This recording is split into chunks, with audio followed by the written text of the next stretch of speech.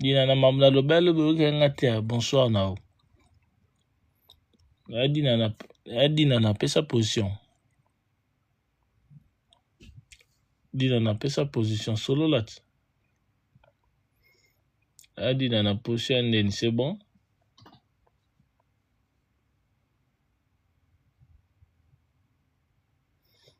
Dinana ndena no bagi lobe be ngati na hi position ndeni c'est bon ton ndeni.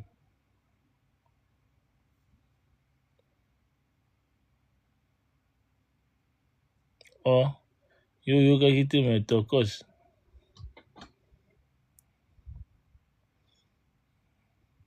Yo kakite me ozonzima. Owa nzimelo mo boy o ezaki yango te.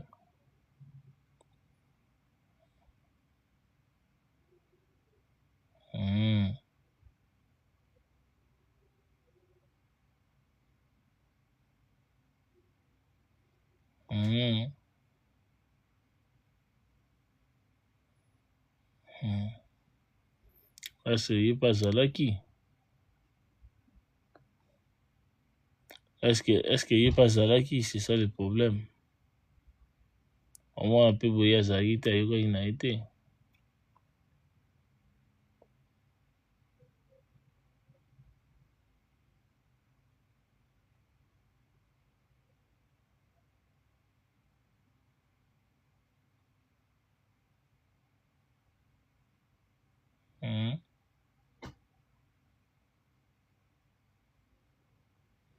Au moins un peu boya Zalita il a été. Ayogagité.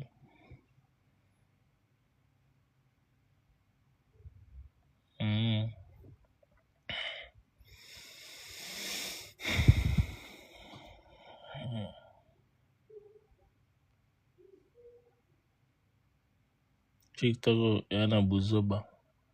Otia caméra te. Baotina bon eza na buzoba. TikTok ya na buzoba otia caméra te. Eza lelo mo omotinaka banini oyo. Et caméra eza ouvert. On comprend pas.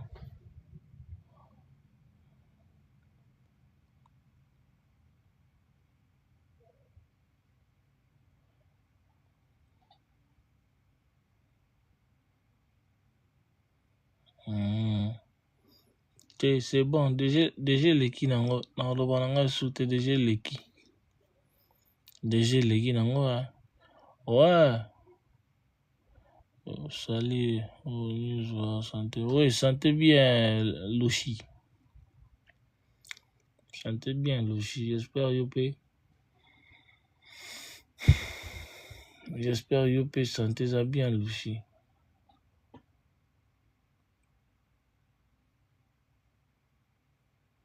J'espère qu'il posa bien Loshi. J'espère qu'il posa bien.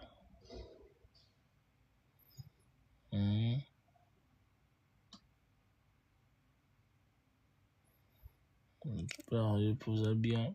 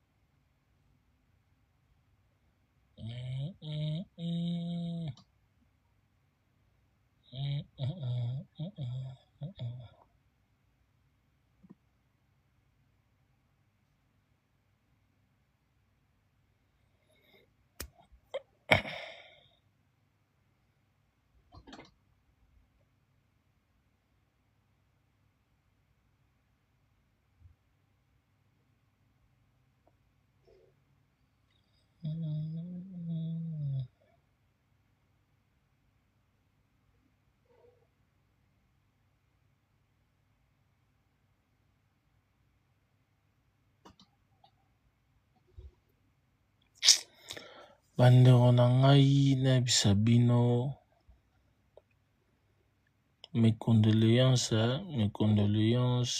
ya famille ya mes chers condoléances na famille ya moke producteur na biso to producteur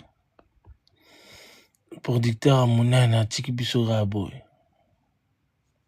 Donc producteur ya monene producteur moke nayebisa yo mama na ngai ndeko na ngai nayebisa yo moke atiki biso raboy. Ah Dédé, envoie ta demande Dédé.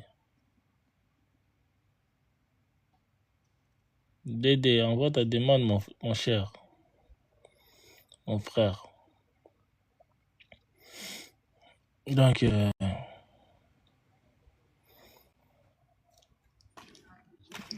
Dédé, Dédé. Yuva. Ouais, Dédé. Oui, ça. Bien, Ngandego, bonio. Normal.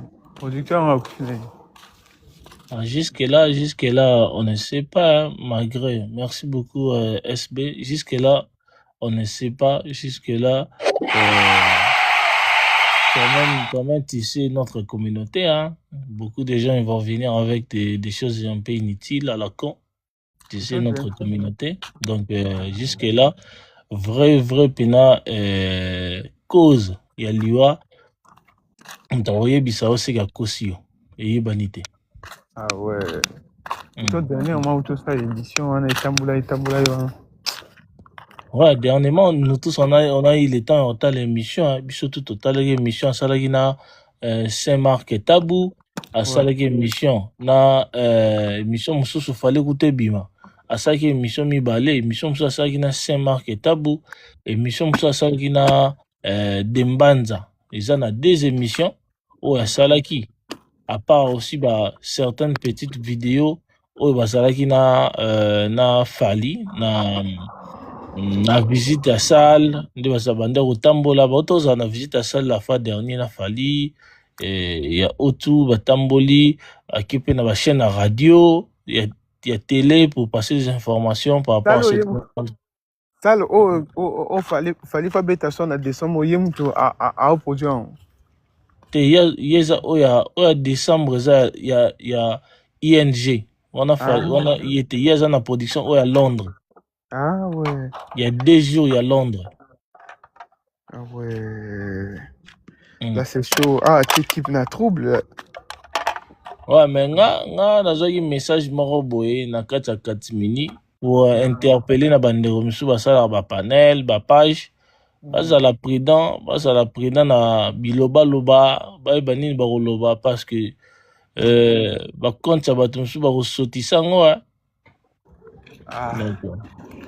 Bakonza bato so bakosotisa ngo mpo Kongola alinga kolekisa pilipili na mungwa. Donc parce que là ça va parler ça va parler en mal surtout parce que les Congolais bazelaka makambo pona ba vivre makambo donc voilà. Du coup au fait nga nazala nilo mo fona soulever vite fait, je profite de ce live pour expliquer à Congolais. Congolais, ceux qui vraiment essayer qu'on réfléchir était sœur on a bisogno surtout ça là panel on est à sœur papa yaya nanani tout bon mutu bazo détruire Congo. Pourquoi je dis ça? Niova, est-ce que vous avez dit que Maramba Goma, génocide à Goma, ils ont reconnu dans le monde. Donc, ils ont que génocide à le monde.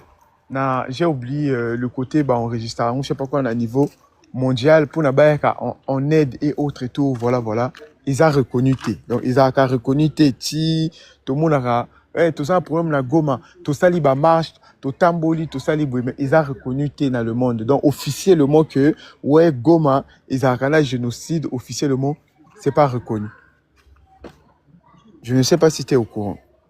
Non, je sais pas trop. Moi, je sais que c'est reconnu, mais je sais pas dans quelle dimension ils ont reconnu. Je sais pas dans quelle dimension ils ont reconnu, mais je sais à moi qu'ils ont reconnu.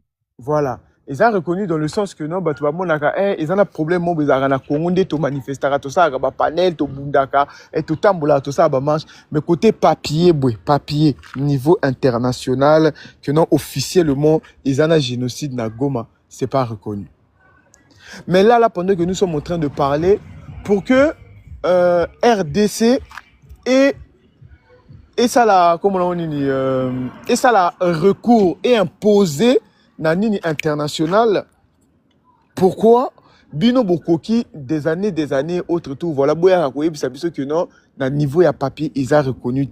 Là il faut que ça a pétition. Donc pétition ils allaient comment on dit je sais que tu connais pétition ils allaient contester donc ba signature moi en ligne pour contester pour na niveau international et ba reconnaître génocide. Mais pendant que nous sommes en train de parler là, il y a la première dame, malgré folie na bango makamona bango basalaka et tout, voilà. A tu quoi lancer au moins pétition au ezosenga 200 000 signatures pour na contester monter mamabe au ezana niveau international vis-à-vis il y a comme on a dit. Ce que je suis en train de vous dire là ça c'est la vérité. Pour na contester monter mamabe il y a niveau international au bazana ngo à l'égard il y a génocide au et que se passait na Goma. Non, ils ont ma politique ou ils ont ma politique XX chevalier. Ça c'est moi je fais pas de la politique. Ou ils ont politique ils ont ma o et que concerner pays. Mais banani wana ba tontine wana bandeko wana et tout biso ba tout ça ba panel matin midi soir comme maka ba ensuite ba ko finga et tout ata moto moko te akoki ko excité bato ko tinda bato ba kende ko signer pétition. La pétition na eza makamba ya politique te, eza makambo ya mboka et autre et tout. Ceux qui pétition là par exemple eza signé te ou eza le Congo est contesté décision en te ba makambo o iko se passer na comme na Goma kuna et qu'on continue de toutes les façons là nous va trouver solution et qu'on continue dans et autre tout voilà mais ça c'est comme si ils a banalisé en vrai parce que c'est pas reconnu donc ils a le quand oye ko yebisa moto baboma rabato na ndaku na yo bato bazo mona ndé baboma bato na ndaku na mais maman de Jackson officiellement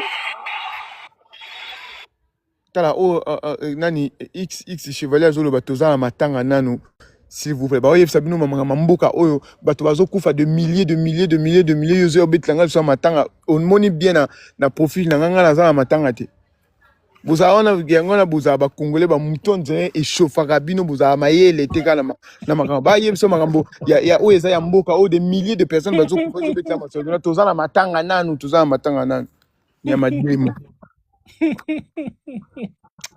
Dédé pour ton morara. Non, mais... Bah, comment va se faire?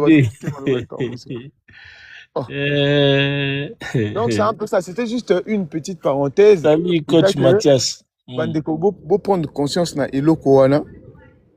Yoka yepa yo a des problèmes à faire. Bon, c'est bon. D'ailleurs, on a passé le message, on a vite fait. Et voilà, tout le monde a un sujet.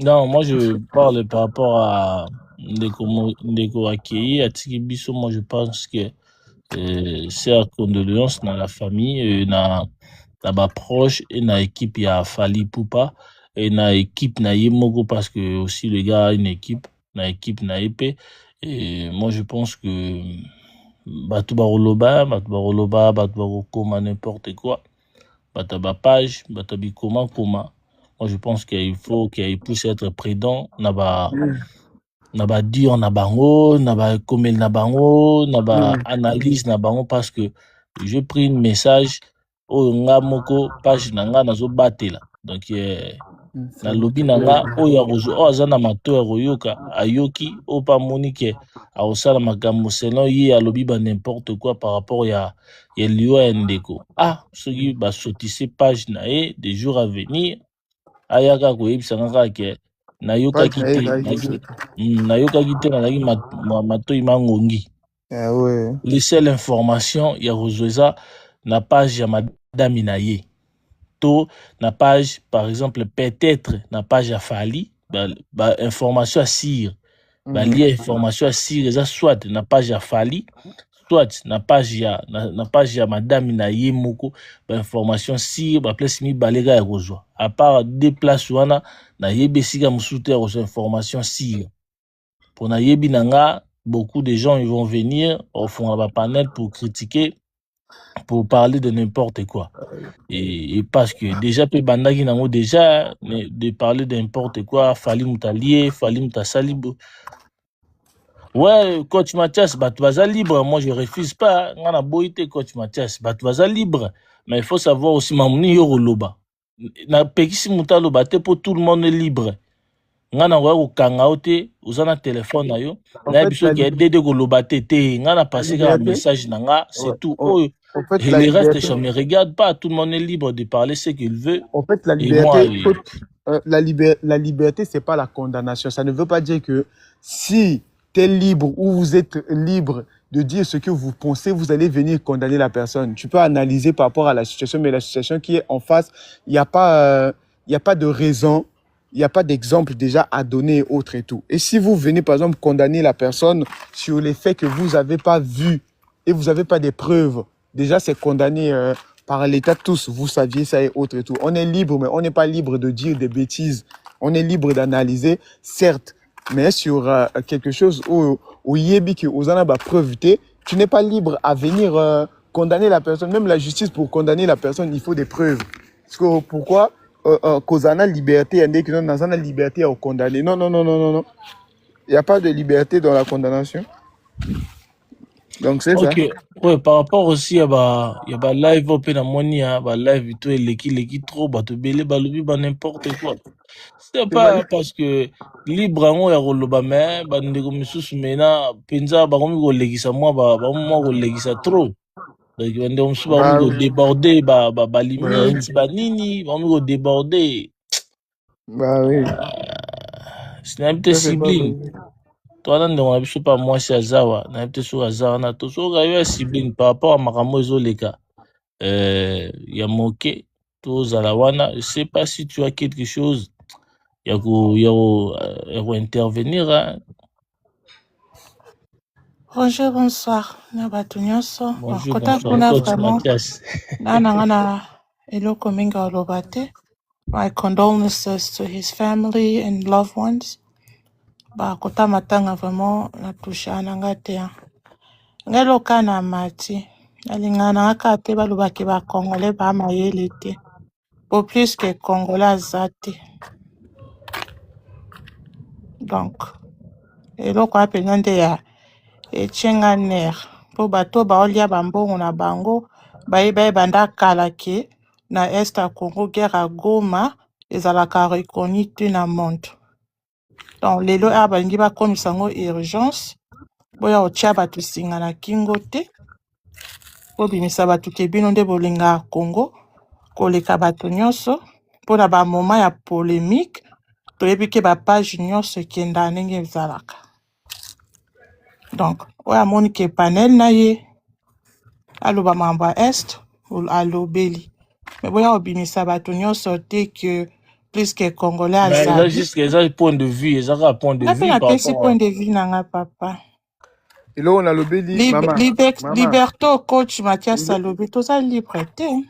Non, moi j'ai pas. Non, on a parlé par rapport à liberté. On a lobby la liberté. Nga alobi papa s'il vous plaît. Coach Mathias a lobby liberté. Na sujet il y a la Papa, mort, il y a makamba, il y a s'il vous Fali plaît. maman.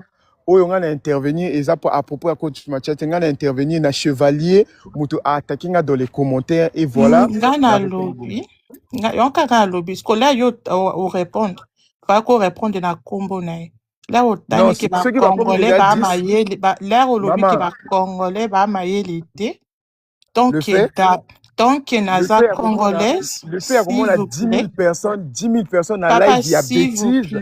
Le fait comment on a 10 000 personnes à live via bêtise au moment où tant l'air pe yo po sala ka ba live ba cadeau botinda ngo na Est ba Congo te s'il vous plaît. Voilà tout ça lobby. Quand je parle de live de bêtise, tout le monde est libre. Quand je parle de tout le monde est libre, ça c'est logique. Oui. Mais les lives de mais bêtise, il y a 10 000 personnes. Répondre na il y a 20 personnes. Répondre na je suis congolais, parce que je suis congolaise. Dans la bino bosala ba live na bino. Moi je suis congolais, je dis ce que je pense, je ne suis pas tant que congolaise. Ngape na oloba makambo nanga. OK, donc voilà ngana lobby lobby, voilà, j'ai parlé. Ngape na loba na loba. Voilà, aza congolais koleka muninga azati. Exactement. Donc, amoni ke ya fongoli live asala makamba Congo asali. Opa fongola live azim 200 000 personnes en live afinga. Mais boya ndo kotisa ba Congolais nyonso na makam na bino te. Pola bino ba live pe mosusu bino bosala kezanga mutuna makolo ba kolobela bino te. Excusez-moi motion s'il vous plaît. Ouais, toujours kabule mission na yote. Nga toujours kabule mission na yo. Toujours kabule mission na yote. Papa, s'il vous plaît, X, pardon. Yangoma, Zomaloba. X, Melano Mai, Maloba, non, pardon. Yangoma, zo parole, s'il vous plaît. Kabula pe kombo na ngata. Yende na pesi parole, nga na za mkolo panel, nga na pesi yondi parole pour nga ma diriger. Et kombo ba kabula ngote, kombo ba kabula ngote. OK. News. Omoni Nathalie batumoko boya IDPS. Bango baloba basali 37 ans. Yako sala lit. Yako bunda. Lelo bazana pouvoir, babeti sous déjà 8 ans na pouvoir. Mais namoni bango bazaki kota kolowezi. Basala discours ndeni bakoyamba chef de l'état. babengi Etienne Tshisekedi président de la République et comme il a tout Félix Tshisekedi bakatani papa mikolo hein papa mikolo vous comprenez yangwana eloko to subir minute oyo biso to yebaki nakala ke bato mikolo baza bato batangi ba classe et baza mayele makasi parce que à cette na ba âge na bango na monaki wana bakoza na ba 55 ans ba 60 ans ba âge na monaki wana donc cela veut dire époque bango batanga ki ba école primaire makamuto ezali litoko makamuto ezali presque bien par rapport il y a biso ba auto 6 qui na ba 2006 2008 2009 nous ba ko ba ko biso que corruption comme makasi de ba classe baby mais le contraire bato ba bebisa Congo minute so tali beza ba mikolo ba au soi-disant batanga ba nchik na ba école belge vous comprenez ba soi-disant po ba obi ba diriger mboka oyo ba yebi ba situation Congo na ndenge ezali ba botama ba kuta ba père na bango ba politicien ba sous politique ba simbi mboka mais eloko ezo changer zate au contraire mboka ezo kendara toujours kodinda se kodinda ba solution ezate eloko moko te oui tokolobela makambo ya este news okovanda lobimba banda leo na lobela su musique te na lobela makambo ya este okolobela ngo kolobela ngo okotikala jamais komona un ministre a matana panel na yo aw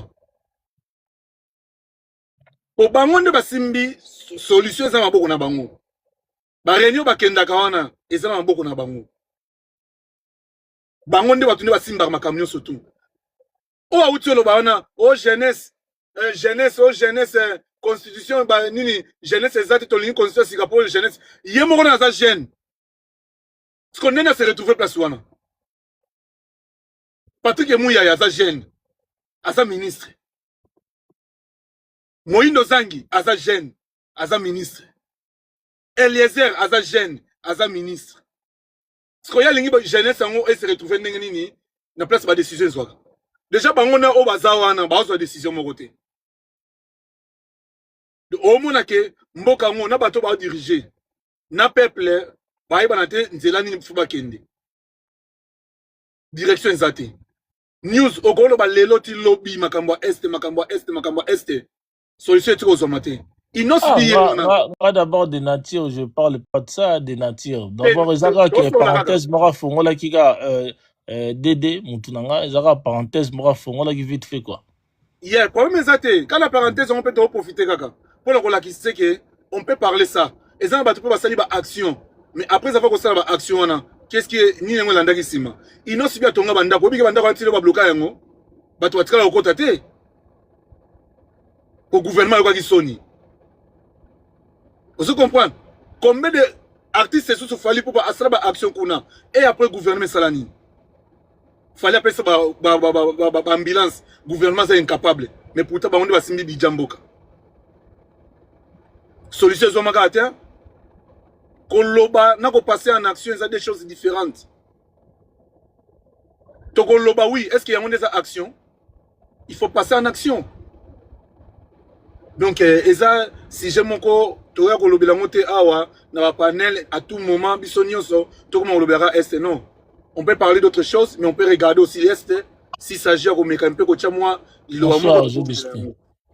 donc c'est ça mais makambo oyo ya producteur banini a Congo oyo ya pas donc ceux qui balobi que fali muntalier donc fali palia Michael Jackson alia Michael Jackson fali alia Taboulay fali alia Luambo Makiadi fali malia batebele na Kongwana alia Pepe Kale fali alia sunani nani susu King Kester fali alia Marie Misamu fali alia alia sunani Moussé Laurent Désiré Kabila fali kuta alia ekutu tongo alia itongo nani Mobutu ti nani Moussé Laurent Désiré Kabila koti akimi akeba bangoki wana sibakutana na faliti fali alia kokutana bakutana na fali alia papa wemba fali alia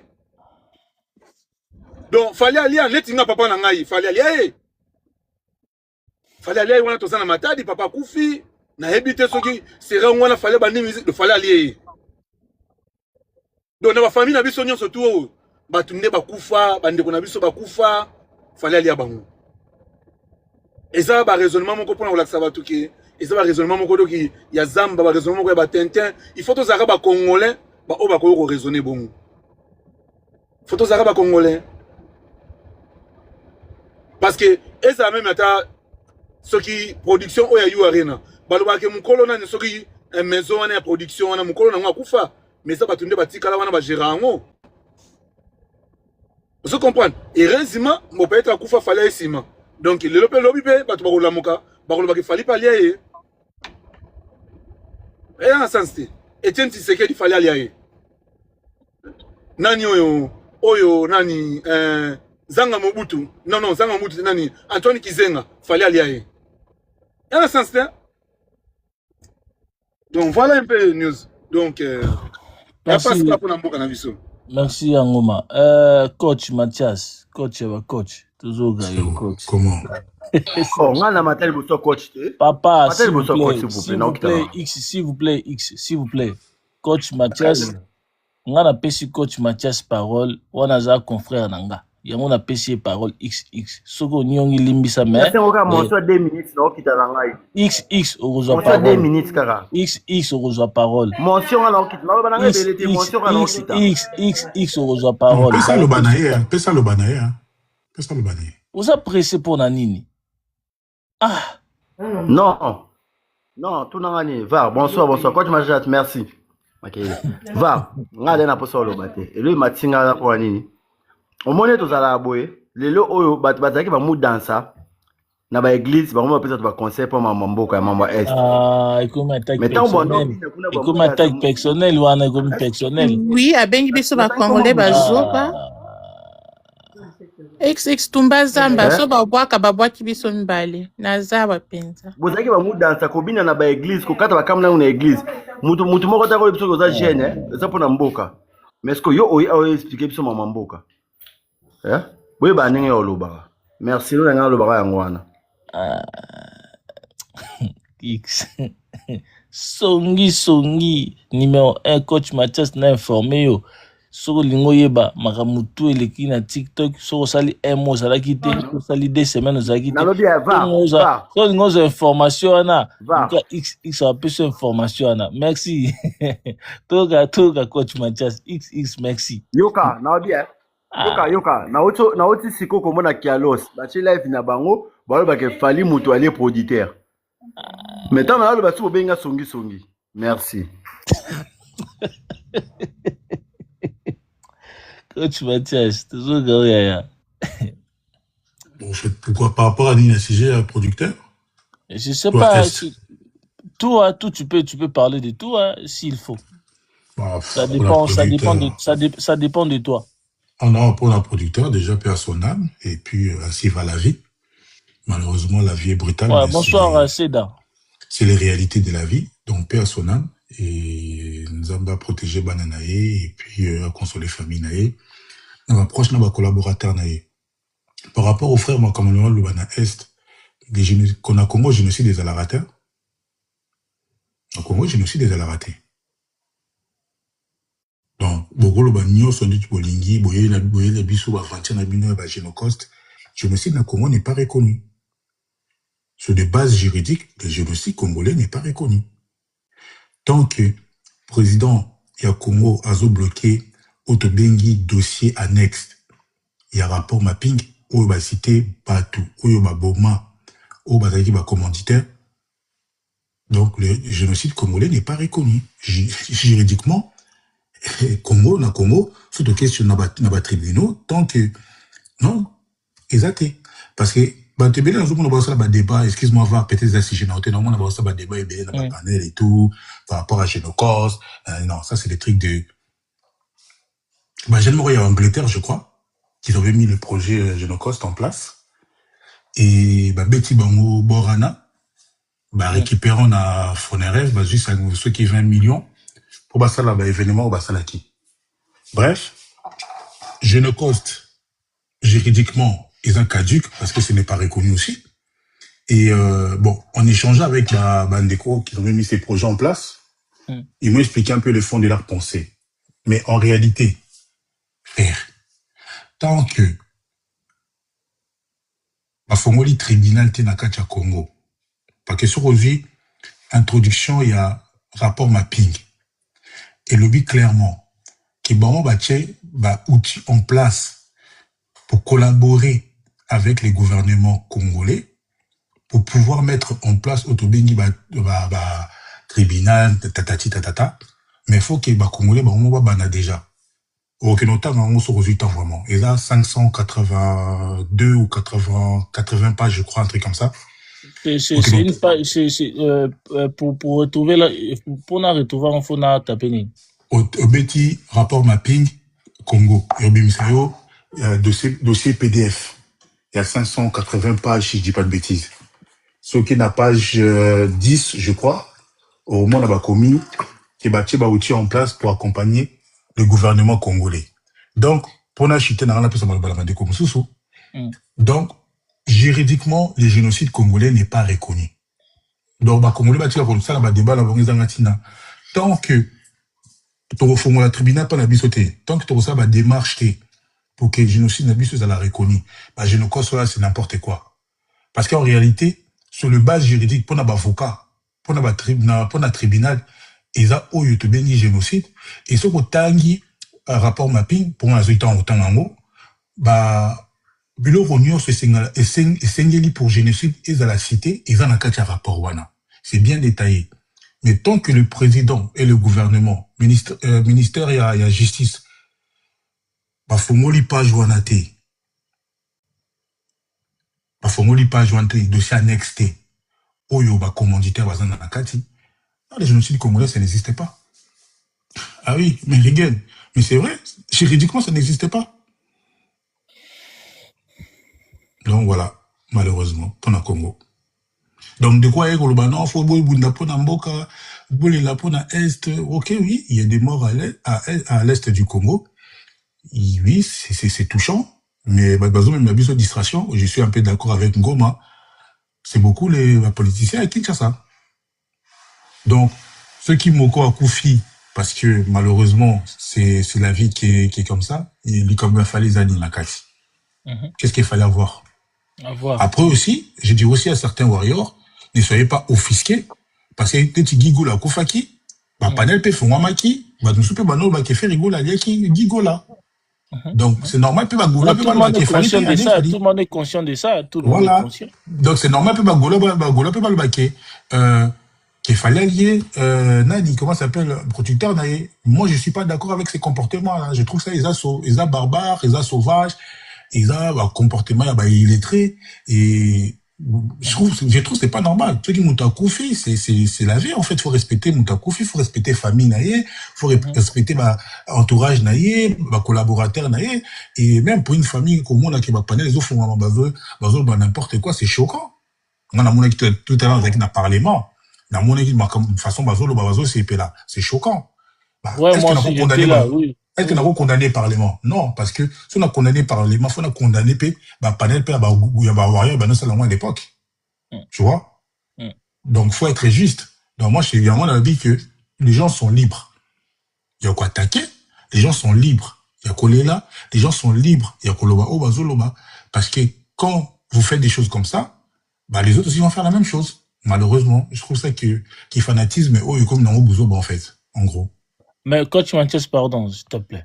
Mais si tu rentres d'un côté à Gigo, là, mais il y a une parenthèse aussi, on peut mettre sur cette Bamba Gigo, là. Mais il y a aussi une membre de la famille de l'artiste, OEP, d'autre part, après ça qui porte, il y a entré par rapport à d'autres personnes. Il y a frère Naye, il a passé dans les médias pour parler Mamba Lobaki, on ne peut pas retourner sur ça. Mais par rapport à Mamo Lobaki, na Simanaye, malgré Batandor Lobel, mais na Simanaye, il y avait aussi une grande vague, il y a Batbanek, où il tiré à propos, il vient sortir ça dans les médias. Le problème, c'est que, chez les Congolais, quand vous avez une personne dans la famille qui a réussi sa vie, et si vous avez échoué, les gens deviennent jaloux. Le problème des Ferrigo, là, même quand tu observes, il y a beaucoup de jalousie, en fait, entre frères. Tu le sais très Ah, bien. jalousie. Tu vois, même dans leurs propos, Zolo Kayamo, il y a beaucoup de jalousie. Et moi, personnellement, Makamba Kindoki, les trucs, machin, tout ça, je sais que les Congolais sont trop dans la spiritualité. Mais en réalité, il n'y a rien de concret. Moi, tant que je n'ai pas vu au Ferre Moutalia qui est A plus B, tu peux me dire tout ce que tu veux. Moi, je ne crois pas à ces conneries-là. Mais ceux qui vont découvrir Bimaki, qui wana, baza libre. Mais moi, je trouve qu'il y a eu beaucoup de jalousie entre eux. Et la preuve fait rigoler. Malgré tout, les gars, ils avancent. Est-ce que leur mot est changé pour Naé? Non. Non. Tu vois, donc ça sert à rien. Et tu sais que quand un Congolais, chez les Africains, c'est pas que c'est seulement chez les Congolais, chez les Africains, ceux qui m'ont accouché, forcément, Moutoumou est responsable nango. Alors que Moutoumou fait une maladie. Surtout a une position bien la famille. Exactement. Alors que quelqu'un peut mourir parce que voilà, il a fait une crise cardiaque ou peut-être sa santé n'était pas bonne ou je sais pas, peut-être n'a pas respecté les consignes, il y a un médecin, tout ça. Bref, il y a beaucoup de causes en fait qui expliquent la mort d'une personne. Mais chez les Congolais, ceux qui m'ont accouché, forcément m'ont allié. Non. Il y a la mort naturelle, il y a la mort accident. En fait, il y a beaucoup de choses, il y a beaucoup de causes newsvar. Donc, moi, je pense que l'histoire des faits et l'histoire des Mouko, c'est pas pareil. Je crois qu'il était malade, selon les communiqués de la famille. Et il est décédé hier soir. C'est la vie. Malheureusement, c'est brutal, ça choque. C'est la vie. Mais moi, ce que je vois avec les fans congolais, je pense que les fans congolais, comme je sais pas ceux qui n'ont pas bien extrême, parce que moi, j'ai extrême, mais comme il y a un peu de Kiboniama, en fait, ils ont pu l'humanité, l'humanisme. En vrai sens. En vrai, Kibomoto les souté quoi. Respect na ba mort, souté. En fait, on a respecté pourquoi et comme Ikop, Yomoyebi. De plus en plus, aux hommes, on a panel de Fongama, ben sur comme un bastard entre guillemets dans la communauté na bango. Comme aux basi, comme aux sala makambazo sala. Donc, on est à la recherche de visibilité. Plus n'a pas choqué, plus ba changaka, plus pe ba momi baroya, plus pe ba la roya. Yo mo comprendre. Comment va passer dans Komawana? Oui, na komi. Donc, en gros, au moins à Ebélé, chez les Warriors ou chez les Gaulois, au moins à Ebélé, comme un superstar, parce que, ils ont récupéré, systématique, si tout ça. Donc, en gros, je pense que c'est juste pour choquer les gens. Mais malheureusement, ils ont eu au Moko et aussi le bateau, quoi. Merci, coach Mathias. Calcio, après toujours monsieur Angoma. Calcio, toujours Gayo. Non, t'es toujours Gayo, Calcio. Calcio, Zawana to Zate. Yangoma, joie motion. Après toujours. Yeah, merci beaucoup. Vraiment, il y en a qui n'ont pas appelé rapide, vraiment, le TGV. Coach Mathias. Dire que Bawario bazo sepe là parce que on peut le bara makambo non. En tout cas, on a vraiment zoé batté. Lorsque Guigo a décédé, presque Ezela qui n'a 2 jours, tout batika là en silencieux. Belé presque batika là silencieux. Et tant on des grands frères naïe, aye ko le lendemain. Et heureusement pe à l'écart et pas il y a nolita bo Ezela qui ne peut pas plus n'a pas battre plus proche.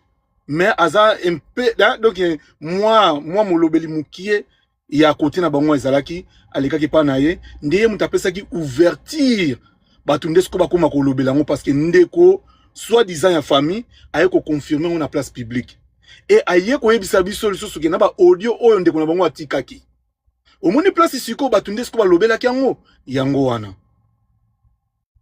place batu balobela kiango yango wana et batu bayaki ko appuyer omoni bino boloba ke fanjo alia papa na mama metala siko bino moko pe kotoyo bobandi pe kolia omoni ndenge ezalaki je kendaki bongo et batu siko bayaki et puis batu bayako tiango lisusu na cadre que tant il fallait appeler mes sincères condoléances à la famille et a beaucoup ba golo ba sepela te ndenga benga faire gola bongo Hervé Gola batebele ba sepela kite ende batu bayaki sikoyo na réplique wana comment mutu utapesi bino mes sincères condoléances bino bozoya susu ko rappeler susu yokutu mobomi yokutu boyeboy nde place siko réplique comment ki guerre comment ki nde yango wana mais na ndimité nayebi te peut-être naza na mémoire te ke ntango Gigola a décédé lelo et na pokwa nango bawario bani bango ba live nayebi te peut-être naza na mémoire wana te mais nga na trela komona te flamme ya kopela ntango fallait appeler mes sincères condoléances na ndenge ndeko na ko bimisa ba audio na makamno sto nde place ouverture fungwa makinde ya mwana fungwa me place wana ngale ngalo bakabule na compléter coach lelo ko mwa lobi Genocost oui coach a na raison ngapo na ngai koma bino bosala ba cérémonie wana mais bobengisi mbusa nyamusa zana bino Jean-Pierre Bemba zana bino oyo batu selon la rapport mapping baza cité na kati ouais. Est-ce que c'est un sens? Mobomi yo. Toyebi bango nde basala makamona. Sikonga na zotu na question. Tango ba victime ya bazo ko témoigner. Victime bazo témoigner amoni Bemba ye wana. A raisonner guerre ya Kisangani affrontement entre armée rwandaise na armée ougandaise. Siko ideni ya zana na mutu. ACP la pas zo mona présence à Bemba. Oh armée ougandaise zaki na ngambu na ye. ACP la zo mona batu mususu bazalaki neti pasteur onani nini elji ba mampia soki mampia o ndego wa mutabali bosa banema kama constitution ya pasteur wana aza membre ya XCD Goma siko yepe membre ya XCD Goma aza wana na cérémonie ya Genocost. Est-ce que bolin faut expliquer bisoni est-ce que bon na mundela za zoba? Merci beaucoup Yangoma les émotions toujours Seda après toujours Maglo Seda toujours Gayo Cédric Seda Ozana Biso Cédric Seda bon Nazar. ouais, toujours cas ouais. Bonsoir VAR. Bonsoir Cédric. Bonsoir Biona surtout na panel pisanga 2 minutes à Kitananga. Ngai bon politique déjà longola. Ngai on côté politique parce que c'est pas vraiment mon truc. Na moi na ba propos là vous allez biaiser donc je préfère pas. Na le verra likamba comme il y a producteur parce que na mona opéra siko ya car yo font les live na yo qui on est comme non parce que na tout côté la radio société banatonga. En fait c'est un choc pour tout le monde. Même quand on a choqué na monongo quand tu disais bah j'aime na monongo un choc on est vraiment donc rest in peace na moko. Mais en tant que pour les comme fan ngai personnellement tala tozali ba congolais écosystème à lelo et qui ne va warrior ba golo fali faire donc ba warrior bon melango logique ne surtout bon melango là et aussi mbaté parce qu'il y a un temps il faut avouer peu importe hein ezala or li golambima qui a lobby ba voix ses alliés il y a eu et le profali et ba journaliste ba profali et ba fanatique a fali ba sala ba live ba fali faire aller à Gigola kali a été ba voix c'est maté à Kibongo donc ce qui bango pe ba sala marambo père et a bon la musique à Congo qui n'a bon moi je sais pas pourquoi bon me logique il fallait baser la 24 heures 48 heures 50 heures je sais pas non et Rosalon a bon qui n'a bongo balo ba qu'il fallait aller ça se dit toujours et banda qui n'a été banda na mon côté et banda na batu mususu banda kala na yebi na yo quand baloba ki non Joanna a pesa moi na nepona qui ne poto comment il s'appelle wa motane wana ya pembe wana certifié et le bon qui non voilà soit disant bobo père ça s'est dit pour le warrior bo kanga ba sentir ça va se dire que non fallait aller moko certes que c'est pas le cas on n'a pas de preuves mais na nenga ba congolais qui nda bongo parce que je vois pas faut pas logique il y a fait à la 24 heures 48 heures et matari quitté non ba gola ils vont faire ce qu'ils ont à faire ce qui pour un warrior faut à la 24 heures 48 heures pendant le belango ça c'est warrior c'est pas il faut obliger la manière dont le warrior même il comme Gigola qui va gola peut faire mais on a nenga na bango ya moko moi ni na loto loba na choqué puis na lobi rest in peace dans mon baba qui c'était suite à une maladie gaza nango espérons que c'est le cas mais ma kamboba il faut y aboyer même bo tabo bande wala ba botika mwana les Gaulois vont faire ce qu'ils veulent ils vont dire qu'il fallait aller bo assumer parce que tourner bien pesala na tango kala voilà c'est na suki na bon dans Cédric ezaka ndeti makammo loba na biso avec libango zwi tchakunde ko segate c'est ça na ndinga jargon na biso Congo libango les tchakunde ko segate les paté là les biso donc tout merci frère. Merci Maglo. Bonsoir, bonjour Maglo. Bonsoir la famille, bonsoir Newvar, bonsoir à tout le monde. Malango na l'autre de l'Osombenga Pizza, mon frère chéri. Coach, j'espère que tu vas bien. Yangoma, Subrime, Kalso, toute la famille. Je profite pour présenter mes condoléances à l'artiste Fally Ipupa du Cap La Merveille, Monsieur le Chevalier, courage à lui.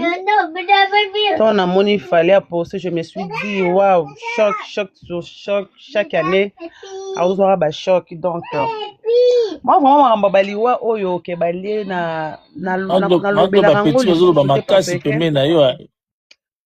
déranger. Trésor, arrête de déranger. Allez, fais dodo. Fais dodo.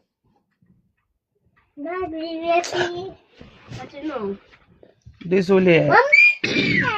Donc, na zorango sous na première degré parce que Congolais a comment na lokuta moro boye na maramba bali ouais.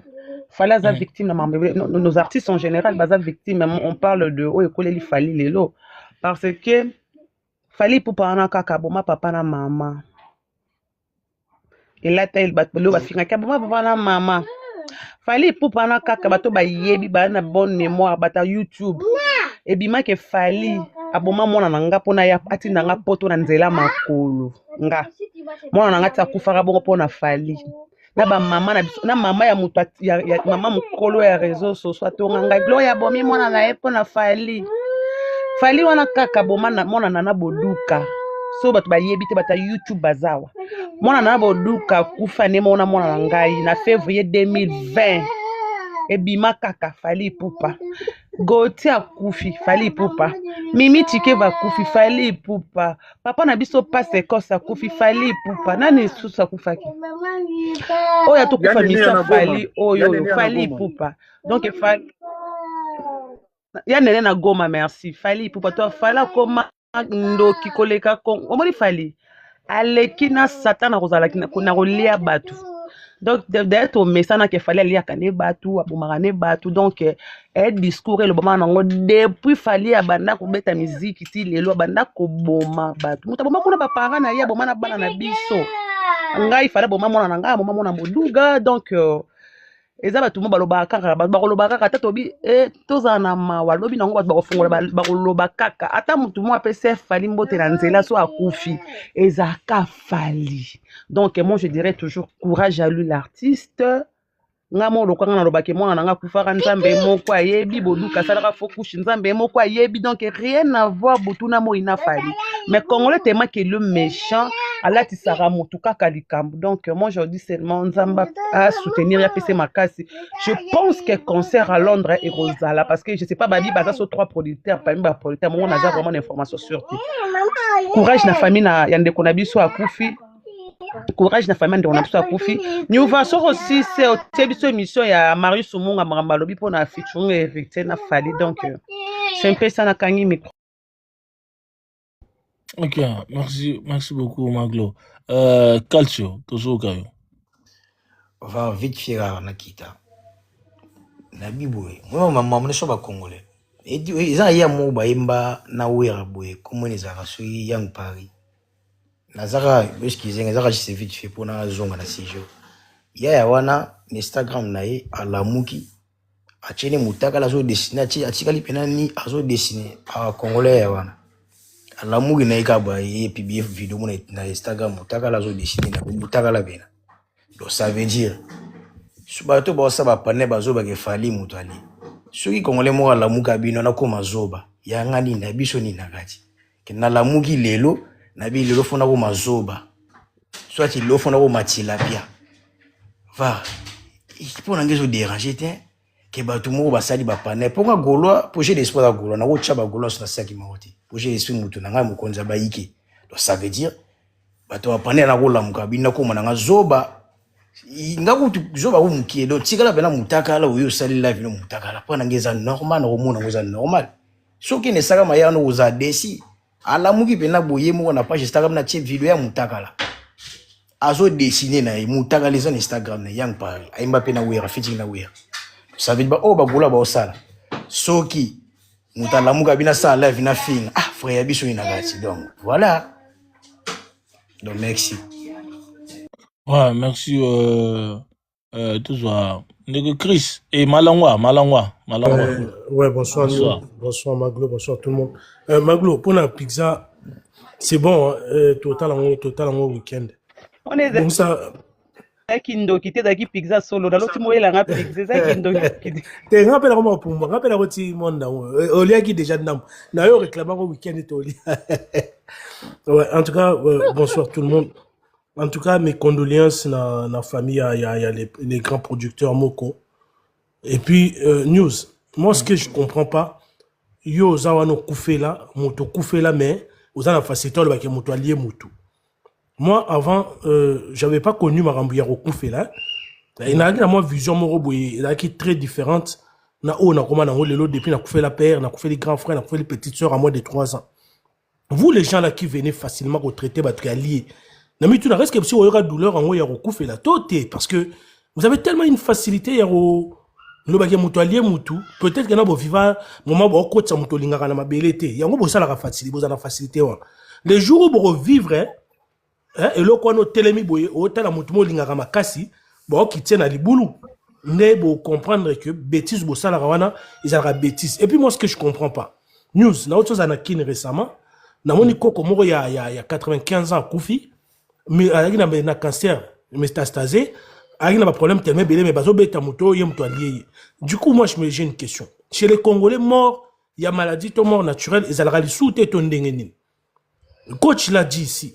Moi, j'ai comme l'impression que chez les Congolais, Moutoufa Koufate. Or, c'est un cycle normal de la vie. Nyama Koufaka, Moutoufa Koufaka. Mais pourquoi chez les Congolais, quand quelqu'un décède, c'est toujours un problème? Et comme on a toujours, Balouka, Nanya Zalakanaye, est-ce qu'on va dans la Maglo? Est-ce qu'on va dans la Cédric? Est-ce qu'on va dans la Maman Sublime? Est-ce qu'on va dans la... Donc, ils cherchent toujours, et leur mot ne peut pas justifier le décès. Heureusement que beaucoup de Congolais en Europe, ils ont quitté, mais tant que chaque fois qu'ils ont quitté, si on a eu comme Tanga, ils ont toujours le cas responsable à l'Iwawan. Les gars, l'amour existe. Arrêtez de vouloir toujours qu'on attribue à dessin. Moi, je suis une cause naturelle. Tu comme je suis une maladie. Tu comme je suis un microbe maladie mal soignée. Donc, à un moment donné, arrêtez avec cette sale habitude-là. Il y a toujours qu'on attribue à décès. Et moi, je vois beaucoup de Congolais dans l'église. Mais tellement mais nous, on ne prie pas comme vous. Pourquoi nous, on n'a pas cette peur-là? Il y a Kindoki. Mais arrêtez, frère. Arrêtez. Kindokeza, oui, qui c'est ça? Mais news, yo assure vraiment que yo sali mutuma bete na mukili, otambolaka bien, ngana ko pouvoir yo kota nanda kuno na salo mabe, so reza na moite. Karabo yo sali lo kote oluki ba problème te, okota nda ko moka mulili te, ngana nanda kuno na zupe mwana no, na silisi pe na kei. Ata ou seke bokroye boye ba kanzamba ngo solo la kana ite tondeni. Et sur terre, il y a que les karma qui comptent. Ozo sala mabe, oruka mabe, ozolo na mabe, ceux qui yo tambolaka na yo bien. Hein, même bato o sambela te na pesa na rassurer bino. Ceux qui tambolaka no bien, o sala ka mabe te, o ambriaka via batute, o lukaka ba shita batute, o gena ko combattre maglo ta sala lo roté. O monaka jamais ba problème ya robeta na porte na yo o yuta na maboka mutu. Les problèmes c'est fait pour les humains, sont faits pour les humains, mais oyo il y a normal. Et ça, c'est un problème qui est, ok, il y a un problème, no kuno ke kangela mutaba tout ça, wapi, au beti, ya salaire l'oroté, après, vous osez la vivre bien. Nous avons besoin juste été. Les gars, réveillez-vous. Réveillez-vous. Et encore, la famille précise que les gars étaient malades depuis des semaines, depuis voire même des mois. Ben, sur un koufi, ça fait mal, c'est normal. Mais arrêtez, il y a koluka toujours. Kobaki saraba mungwa ba pilipili, c'est pour ça que nga ba biloko nyonso ya oba lié ba nini et puis ça nga kanda et ce que ça nga mutema news ce que ça nga mutema. Moi j'ai perdu un daron na tango na besoin na j'ai perdu un grand frère na tango adaki le roi guide pour nga j'ai perdu une petite sœur na covid. Tu vois les moments où moi tout ça la matanga ya famille ezate donc oza yo moko leki na kufi Et ce qu'on bateau, bazalaka ya koloba ke balié, alnga mona ke bon, Joyo asalaka moi musala moso ndenge yem to alié. Ça fait très mal les gars. Donc arrêtez. Soki bino na beaucoup fait la té, botika biso bato to fait la té expliquer bino ndenge salaka. Pourtant bino boyaka ke balié. Jo ba yo sa bino même comportement bolé la té. Parce que ça fait très mal. Soko kufa les mutu mo lingaka. Botu na mibale ba kufa la kabasi, botu na ba maglo ou kufa la père, ba expliquer bino. En tout cas, on a encouragé de continuer. Je vais beaucoup faire là. Pour rejoindre, je vais retirer une phrase liée. Pour comprendre que mort, et ça, et l'or mort est normal dans la vie à bateau. Il faut battre Bakoufa pour espacer tika là. Il faut battre Moussouba Kende pour battre Moussouba à ma place. Et c'est l'or mort normal. Et c'est l'or mort normal news. En tout cas, merci à vous. Faites comme vous avez l'habitude, mais bien rakake botika la mabanga na mukilité bino pe na famille na bino bozo na bozana na mabanga so bozaka na batu traitement tout boko sala na période oyo et ozo ngapera na famille na bino. Voilà moi ce que je peux dire news. En tout cas minga rolo bezate mais maglo mikolo na yo côté hein. Merci Malangwa. Merci beaucoup. Non, c'est l'invitation na olia fufu maglo. Bagi biloko ba olam marani mo wana bien métis siko.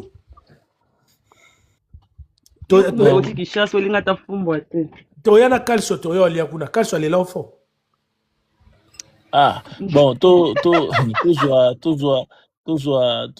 nego Chris. Ouais, bon après-midi. Malangwa, c'est la professionnelle Malangwa. Bonsoir la famille. Bon, moi en tout cas bon nazav mana minga kolobate bon nalandi bino mais bon moni na makami balega net côté gouvernement. Moi j'ai perdu beaucoup d'amis hein la guerre à 6 jours à Kisangani. Et puis natanga mingi côté est hein. Ba Bukavu wana ba Goma de très belles villes. Vous Naïba Bateau Belé, je ne sais pas si on va vivant ici. Moi j'ai quitté le Congo je crois en 89. Nenara aux États-Unis. Je ne suis plus rentré. Guerre à 6 jours et les caca, bon, j'ai seulement des nouvelles. On a retourné à Mastamo, tout le monde a insulté. Autant de réseaux sociaux à rater. Papa Christian, pardon. Papa Christian, moi, Congo, on a 89, 37 ans. 89, maman. On a un passeport à vert, on a un coïna, on a un aéroport à Zobanga. Ils arrivent à bloquer à Mikolo. Au Bédima signe un père dans Toloboé. Mundela Talio, on a vivant en aéroport à Francfort. Nautikin, bref, tous ont un peu dans effectivement. J'ai perdu beaucoup d'amis. Ce qu'on a dit, l'histoire n'est pas génocoste, c'est des aventures. J'ai des amis, la famille, il y a des gens qui ont reçu que $500. Perda famille, moi, $500. Perda papa, maman, leki. Moi aussi, je paye $500, mais il y a des gens qui détournent $40 millions. Yemoko, Aliango. Avant de ne pas calmer, ils sont là dans des gouvernements, il y a génocide. Pays le Rwanda, et ça dit, lobby, toi, en États-Unis, notamment à Washington, on a lobby na bango papa. Batembongo, barosola, sénateur. Yango Mazana Aïd Marambo, Basolana ba sénateur, biso do sa ba aventura, ba yawa, ba zona ba basi, ba dépenser ba mbongo ba zon bilamba. C'est tout. To tiango génocide. Et ça bisote, bango ne ba gouvernement ba salamba, ba blâmer bisota. Ba tira ba aventura. Bon na côté liwa producteur, na bi que producteur a Koufi, na landae, tanga ko salarié mission nae. Ba lo ba non, ba ndako diminuer ba mission non. Le gars vendait son artiste. Au signé et ça contrat. Fallait le bel au Moussa tant le gouvernement te rebelle c'est dans stade de France. Dans la mission, non, dans Top Congo, je crois. Alors, que non, on a l'air d'un chicon. C'est la même chose, contraire à Néwana. Si le producteur a payé ça, il y a ça, il y a quelque chose à prester. Et puis, il y a des structures. Ces gens-là, Abeti Games, n'a pas star rebelle, Abeti Kuna, Aza aventuré, producteur, n'a pas balabala. Joe Azama reconnu, Nathalie ba profil nae, c'est un gars reconnu.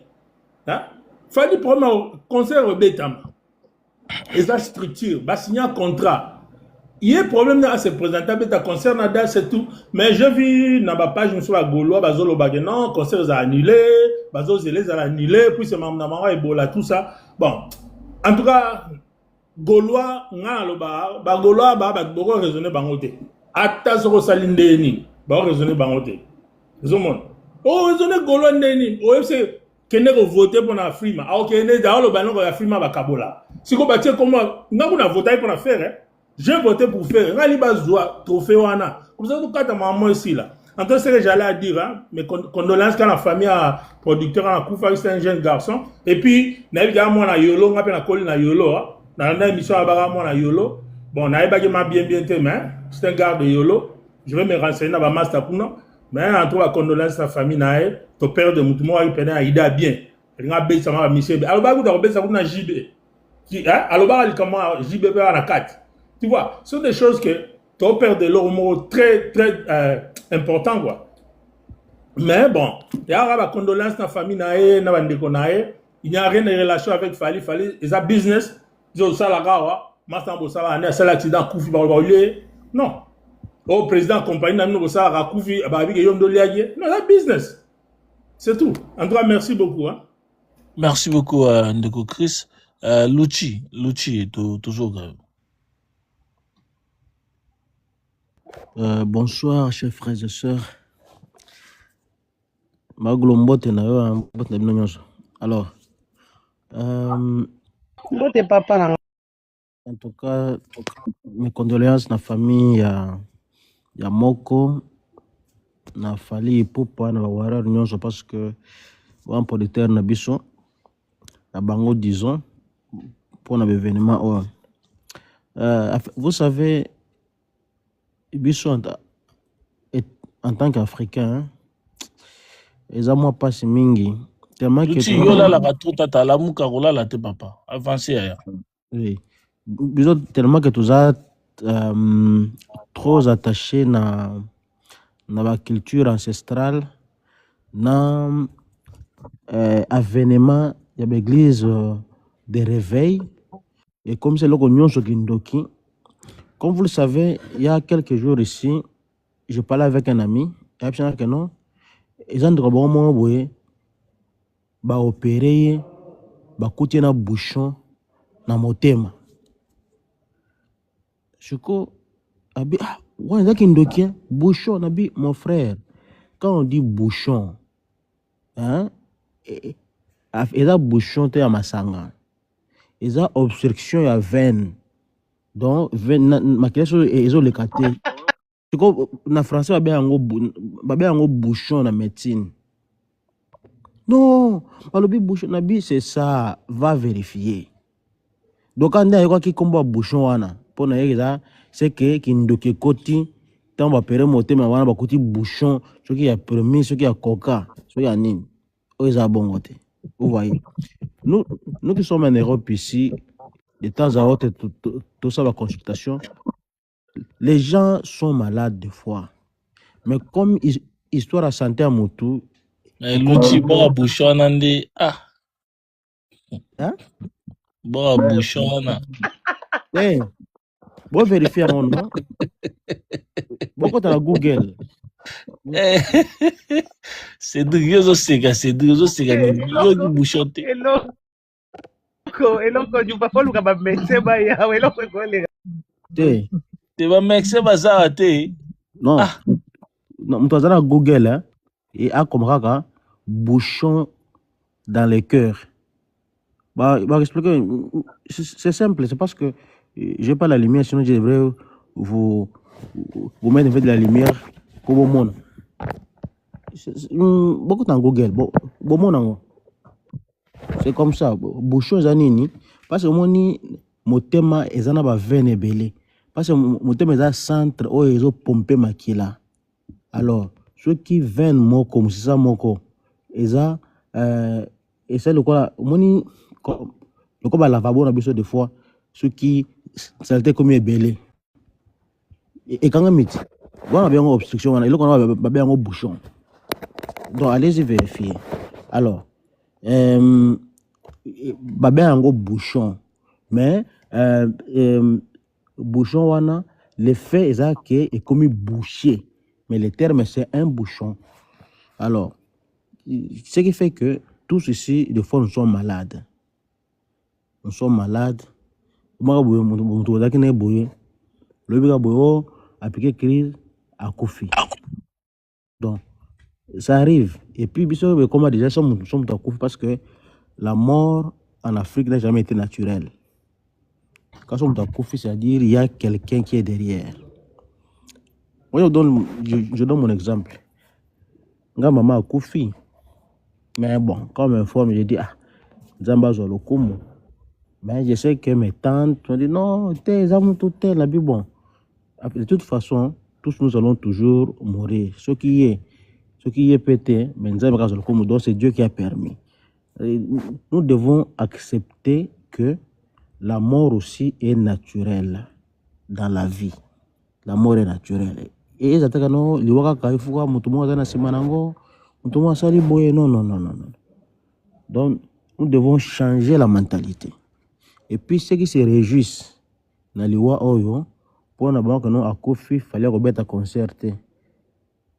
Je crois que ba concert lelo ezate lokola oya lobi oya kalawana que non mutu moko aye lokola ngana ye ne bona chimbo nganje na produire ce qui ya ngiama songa na daye et ils assustent non le comme ba maison de production. Donc la maison peut être chapeautée par une personne qui a en tête, mais il y a toujours une coordination. À cause de l'autre, mais lobby, ça peut continuer. Aujourd'hui, maison de production a fallu. Mais je crois que ce sont les enfants des messieurs qui continuent toujours à gérer la maison. C'est comme ça. Donc, continuité Rosala. Ce qui est sûr que notre frère qui est décédé, peut-être il a été déjà bien organisé, accueilli les lots, un peu malakimia, mais je crois que cette maison va toujours continuer. Et puis bon, et voilà. C'est ça que je pourrais dire un peu, mais on va se réjouir. C'est pas grave parce que tous nous allons mourir un jour. Ce qu'on fait les lots, il faut faire le bidon. Sur les 7 jours de la semaine, jour mokaga, voilà. C'est ce que je voulais dire. Merci. Merci beaucoup, Louchi. Papa Ntero, voilà. So oye bende.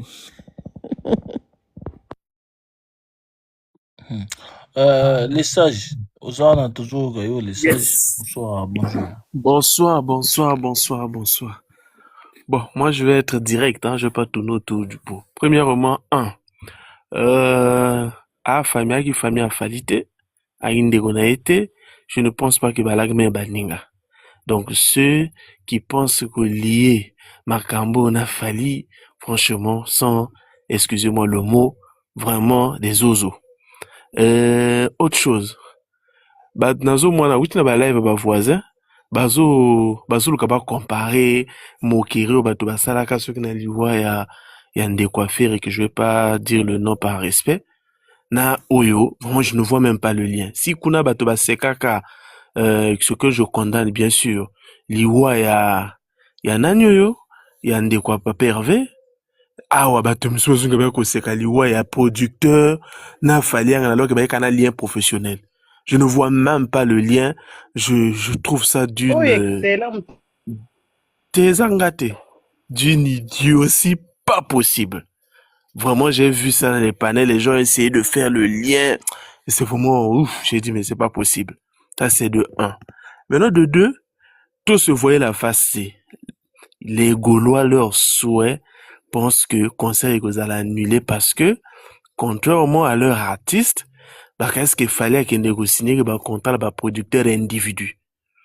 Or, fallait, hasard, na label nae, signer un contrat de structure et non à individu. Donc, si eux, ils pensent que c'est avec les individus, voilà pourquoi ils pensent que ce producteur en a koufi, donc le concert peut vous annuler, voilà, et que ça, l'égalité, ils sont concert annulé à Londres. C'est ça leur projet. Alors que, ça n'a rien à voir. Gérard Drouot est décédé il y a des années, mais l'entreprise Drouot continue à fonctionner. Pour moi, je n'ai jamais compris ça. Les gens qui vivent en Europe, bon, je sais pas, monsieur Baye, comme ça, la PC Lengi, mais, on vit en Europe, tout raisonner le gros batubana na kacha loufou, je sais pas comment, ça fait vraiment mal, et vraiment, Internet est fongé, le biso ba miso. Elle dit, monsieur en Afrique, les lots complexes, bien, batapote, s'il nango.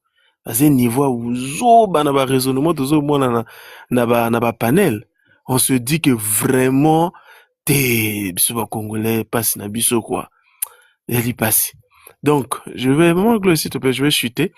Donc par là, je pense que bateau ba que ça ba lien, c'est des bêtises. Et bizarrement quand on rappelle l'histoire, il y a ba mokero bato ba sala na liwa frère Papa Hervé, les gens ont toujours oublié qu'il fallait à ça la publication pendant qu'on soutenait Papa Hervé va à ça la publication à soutenir Ndekonae na matanga nae. Et les gens oublient de signaler ça, bah que nos jouaka ba fan na ba porte-parole peut-être ba ce moka, je sais pas comment les gens pensent à ça. OK. Maintenant sur cet événement, je crois que c'est leur souhait, mais ça peut pas être annulé, je suis désolé. Au contraire même si ata qui producteur individu ata qui structure té, je pense que même la famille nae ba ko sepela ba concert ngo beta parce que ça dernier projet à vie nae par exemple. Vous imaginez l'impact que ça a sa famille. Au contraire, et que Lukaku te bête parce que ils ont la projet ya souka yon de ko la banga qui en jeu et un artiste monnaie le quoi fallait poupa d'où ba ko sala ngo même soirée d'hommage. Et vous en a 1 minute de silence pour naïe. Donc, c'est-à-dire, imaginez que parce qu'à Koufi conseil que vous allez annuler, il faut être vraiment, je ne sais pas. Ça fait mal. Il y a des mots qu'on peut même pas utiliser, mais ça fait mal. Au contraire, et vous avez même raison de plus, concert est bêtement, au Pénaba Toaïba, le oui, un tel motard qui animé concert, qui producteur à concert, il nous a laissé, mais au contraire, famille n'est tout, déjà, bah, vous en avez VIP, il faut bailler à Kawana, bah, qu'on projecter même image en décona bango, 1 minute de silence, fallait au bête à moi, on dit au moko à l'honneur, nae, bah, ma banga, m'soit ko tchame, bah, combo, nae, ça sera même un événement, moko, et que ça soit un caractère, moko, mémorial. C'est ça ce qui va se passer. Mais que les gens pensent que parce que le producteur a Koufi, donc il y a un ouf, c'est pas possible. C'est pas possible. Ce n'est pas possible de penser comme ça. Maintenant, on est 5 makambo, lié, nous nous justifions même pas. Les gars, nous avons expliqué, ils ont une famille, boti kanabine, là qu'on a un mouton africain et qu'on ne l'aura jamais. Liwa, si tu vois, biso africain, tous les ceux qui obstacles les a. Koto toyebi définition té. Oyebi tout ça nini. To lukela ango déjà spiritualité pour na to pema, c'est de la paresse intellectuelle. To ça ba paresse intellectuellement. To kula na ba mboko zamba ba to ba kota raté parce que so ko tukuna ba kuf. Oh yala kana lion moko akikuna akobumane ka batu. Mais comme le noir n'aime pas aller réfléchir, n'aime pas réfléchir, n'aime pas pousser les analyses plus loin, à l'obi kaka, yana esmo ke liya ba to na rata zamba wana. Fin. C'est comme ça que biso ba noir à tous alaka. Donc ata noir à sali 60 ans à poto, vous voyez ba kawazaka na mentalité ya beto mwindu. Donc de telle sorte que soit ka mone loke yeli a une explication te a luki kisi ati pour apé manae. Parce que tanga oloba keza kisi, il y a plus rien à dire. Or le blanc pousse à savoir qu'est-ce qui se passe. Or on a bateau ba consciencieux ba réfléchi, bah vous voyez il était malade. Ah oui, il y a des maladies qu'on traîne parfois dans le corps même sans le savoir. Je vous donne un témoignage que même moi, ce soir, on vient de m'apprendre que j'ai un frère, un petit qui est décédé. Tu vois, lien de parenté, mais c'est un petit que je connaissais. À Salika Malaise Adaï. Donc, il n'y a pas lié, c'est du n'importe quoi. Ça peut arriver, arrêt cardiaque, keko yaka, problème cardiaque, keko zala, AVCP, keko zala, alimentation à bien TP, keko zala. Donc, une fois on comprend ça, toi, en 2026, on peut plus encore regarder les choses comme en 1990. C'est pitié. Mais pour chuter, le reste va... minute aussi, là. Cancer... bon, la minute, kalanga poani. Excellence, toujours. Cancer, eko beta manango. Au contraire, kanena lobby, eko se transformer dans conseil de mémoire. Pendant qu'on valoriser image ya mwana mboka oyo, alaki na likanisi ya ko produire bandeko nae, na mboka oyo eza facilité. Le coup l'Angleterre. Pour moi, c'était quelqu'un que même l'État devait même penser, vraiment, canceller, attendre à moi, souvenir, moko boy. Tindata moi, représentant moko, et un gouvernement, y a katan enterrement, et que ça l'a bien parce que c'est vraiment une image, vraiment, moi, je le connaissais pas, mais le voir, être capable, y a qu'on produit, mon fali, poupa, avec de telles organisations, parce que tout le monde a voisin, les là, affiche. Les là, quoi. Donc, concernant biso dans l'ordre, là, quoi, tata affiche, à toi, quoi, fabriquer même affiche à IA, producteur, tonton, promo, mouton, on a chariot, tout le monde a kango. niveau à désorganisation pour Saranaté. Mais de l'autre côté, on a eu un Congolais qui sait très bien organiser les choses. Bah, affiche mon ani, promotion sociale à Manango, artiste à l'équipe une émission en Angleterre. Ça veut dire que c'est quelqu'un qui travaille de manière professionnelle. Mais malheureusement, les gens comme ça, on les met pas au devant, on les valorise pas. Mais là, il vient de nous quitter très tôt. Vraiment, paix à son âme, courage à sa famille. Mais si on était vraiment consciencieux, c'est une perte. Mais au lieu de voir ce côté-là, on est dans les histoires à dormir debout et beaucoup de gens tombent là-dessus. Ne nous expliquons pas sur les décès, on a les Africains et nous sommes, même en Europe, on reste des Africains avec les mentalités des Africains, on réfléchit comme des Africains. Voilà pourquoi le racisme n'a pas été aussi la tête parce que quand on voit la façon dont on réfléchit, on a l'impression que tout ça n'a une étape et après histoire. Mais de l'autre côté, je vais chuter. De l'autre côté, bravo à lui de ce qu'il a eu à accomplir dans sa vie. Merci. Malheureusement qu'on l'a connu qu'aux dernières heures de sa vie, mais ça reste un homme que vraiment la main sur le cœur, paix à son âme. Fally va certainement l'honorer lors de ces 2 soirées de concert. Avec akotia me ba komune na mabanga ba place au parfois qui comme on a été akotia ngo pendant honorer, il y aura ces minutes de silence et sa famille certainement vont vraiment bénéficier, peut-être espérant, des ventes de billets et ça sera vraiment une soirée extraordinaire. Merci. Okay, merci beaucoup. Maglo mention donc Stozoka pour awa tout melate mention Monso na ngeza boy ba Congolais.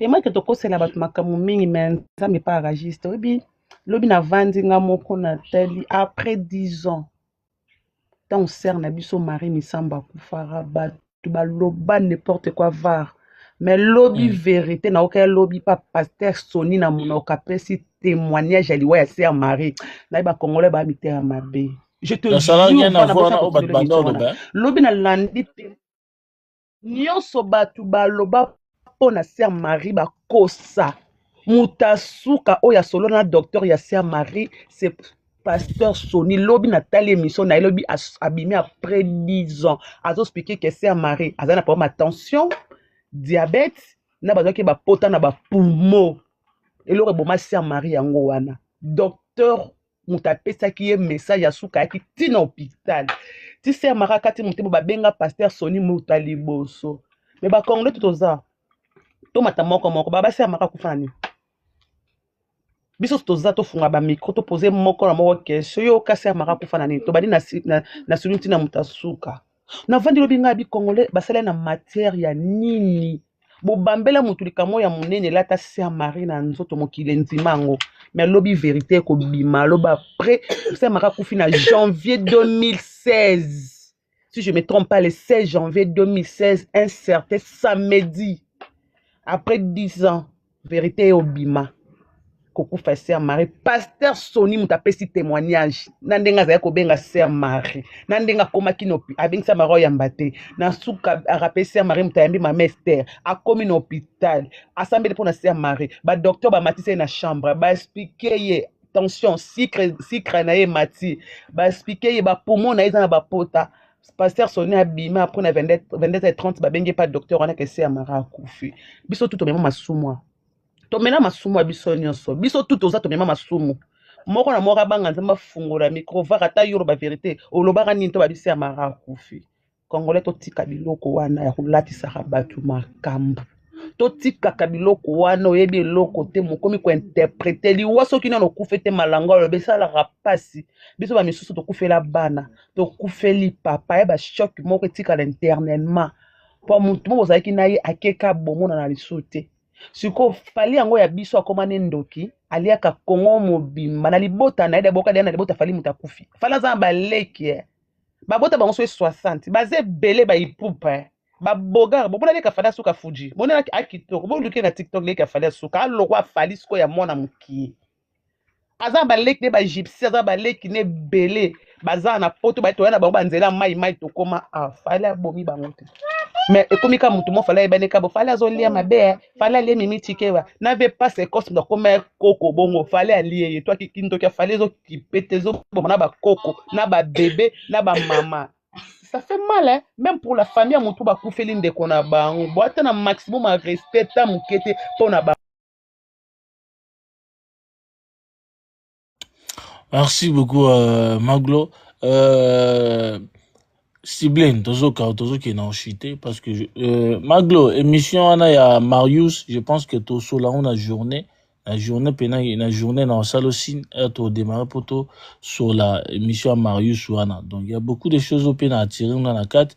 Après, live, on a publié 4 parties, tout, moi, certaines parties, par rapport à Bélé, tout Marius, pour na mambo ba featuring ya héritier Fali, il y a plein de choses faire mambo belé lobam d'émission là par rapport au pe bandom so pe no batali en côté et lobito kutana na ba journée vers 13 14 ou bien 15 to kutana pour que tout t'es tourné déjà 23h bazo c'est là au kuna et calcium bien zo c'est le kuna et osa bien nga sepe na te ma Marius alobi bolimbisa nga to na comprendre ngo te na sepe te ou bien na comprendre ete on a point de vue na lobi na fongola na sepe na nga. C'est bon Maglo. SB toujours kayo. Zongela nga mutasuka s'il vous plaît. Ya ngoma. Nana mutu nanga ifona teka nga za ba marchandise nanga oteka zongela nga nasuka. Ta marchandise, c'est bon ta marchandise. Ya ngoma toujours kayo. Ya news bokanga bien. Oui. Ya omoni problème eza que mutu ata oza bien éduqué otikala bien éduqué. So pe oza na mauvaise éducation otika mauvaise otikala ngo kaka. Quel que soit loba volontairement oloba ke nga vraiment na fona changer. Il faut pena ibande na kotambola fona ba pende na koloba. Mais soko za conscient na ngote parce que kutana ka batu mobwe lokolo zota mona batu mobwe bango balinga makambo ato polobi tika na tambola kande bango balingi mukolo okuta na occasion ya manquement to ya nini boye même na batu ando tambola ba kobosa na baba ozala kande boye et place asko obimisa sko identité na onyoso biso tanto ando kola to ando kanisa soko ke toilette soko zui soko ke toilette tango obima moi miki wana etikala biso na etikala batu na baka biso na chapenga na kati moi muki wana etikala ka badage na wana te papa yoka misusu tika badage na wana badage no misusu ne ki parisika te yoka ngana na sili so kanta to na lobi bêtise mais na lobi bêtise te papa ezalaka kaka manka papier te ezande yo mokonde oyebite ko se faire soigner on se comprendre soko za muta propre oyebi ndenga ko se faire soigner et kotikala nango te donc yango pe lelo tozomona na ba panel donc ebele babande ko lakisa batu ke bazana Europe soit peut-être bakola na ba vie kitoko banini boyeboy mais tozomona bango lelo o bazo sala donc cela veut dire bakota ki toilette mba se faire soigner bien te ezaki nango manque ya papier te ezango manque éducation te ezande ndenge na bango bazande bongo news est-ce que en adage on a eza impolitesse papa nadage qui para place ité eza lokola sapera qui para mo ité akola tanyo so yuma comme nini yo yango bakola ko lango kuta déclarer bien yango makula yango bato zo ka to pesa ndenge mususu news poni olingo sambwisa na misa batu boy papa okoka ofanda beka kimi obeta ngara batu yangoma batu nyeso ba remarquer ka ngate yo kazo seka na cc aza soka betelo na seka ay makangi miko bino zo putana ya zo seka na sekuna maglo na sutena nga awa na sutena nga awa maglo yango matilo okenda toilette Et papier, ils allaient à la papier, ils allaient partout au Kindarao. Maglo. Mais là, le babouin, news. Pour la chute, on a news. Au moni, news, exemple, là, comme Moussou, bakola qui saute yango. Salut, Maman Rita. Exemple, là, Moussou, bakola qui saute yango. Au Québec, déjà, que où est-ce mabe, où est-ce malam. Vous comprenez? Parce que ceux qui écoutent avec la tambola na guide, mais photo et bango, avec le nambé, tu as un guide, mais travailler bien par Botibana. Donc, cela veut dire, et c'est le comme la question à travailler.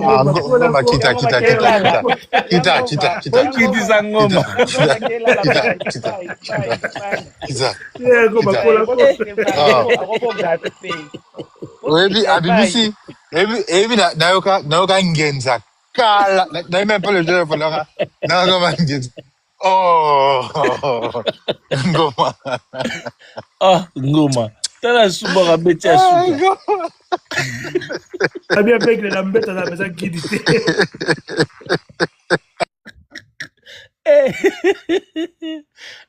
Ngoma, yo d'abord adage na yo. Pardon badi. Yo faut pas looker leur classe. Papa, yo. Dis la cami balé. Dis la cam t'as émotion. Pardon. Yango ukanisa ukoma waze kwa TikTok ya ukanisa ukoma waze kwa. Akoma da waze kwa plus que waze kwa kutu. Qui dit c'est bon tika si ça va d'ajiko. Oh papa. Merci beaucoup Yangoma, merci. C'est da tuzoga yo to c'est da capo tuzoga yo nzamba tolo. Ah, frère, ngai ndene expliqué yo. Nga vraiment nga na choqué, na constaté nga na koti na quand leur bozo solo na leur opposé bon on va questionner na oyo que jonga dai na même pas na moni on a fallait poster donc il y a choc. Pardon Seda na oki bato babebi yo pardon Seda chéri bato baolobaki yo abelaki nga na oki mutu mwa bapike ka crise na ndako te nga yebi na nga te. Bah, d'après message bakomi nga na moni mutu mwa alobi bakuti apike crise. Bah, nga vraiment la condoléance na la famille la plus attristée et puis voilà donc la force na bango voilà beaucoup s'approche bon la coupe c'est approche bah une salara je que yango bien donc voilà qu'à force na maintenant le ben over pour changer ma rambote et mo ebikande te na la donc bandola ba warrior bo karamite ma ba gola ba sala ba live ba warrior boycotté au pamba lo ba bien ko non père la vérité là père enfin mon gagné na zabo moi et je trouve ça n'importe ma bête parce que tout le monde a jusqu'à le point qu'il fallait qu'il y ait un coup de publier on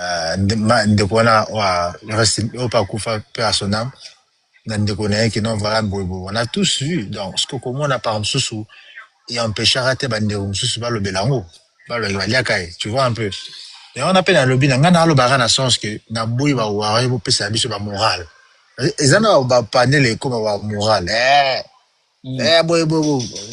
bon ba rolanda balandi mais nga pour nga je ne vois ça ne sert à rien parce que bon peut ça bon ba bien bon le que non je peux pas au faire raisonner gaulois alors ce début que vous pouvez pas faire raisonner en gaulois botiga bon ça maman ba ça la makamuka ga o isala maka donc quelqu'un bon donc la monde de choses là par exemple à panel le cas va voir à panel à bandungu bien la new analyse tout ce monde là vous avez fait un live n'est-ce que le là tu passes et va te story ba condolence surtout puis on passe à autre chose tu vois ils leur monter to s'éterniser sur ça non même pas voilà mais to yebi ba panel au ba fan de lango ba ndoro le ba on to yebi ba donc botika bon là on a bango ça ne sert à rien boyo mais va bango ba wazolo babo ba golo vraiment bango kaka ba za bongo boyebi ke bazala bongo tika bongo parce que tu es bien que tant on a mis ce mot pe to zari pe makamwana pe attendez na lobby attention to zela qui 48 heures to zela qui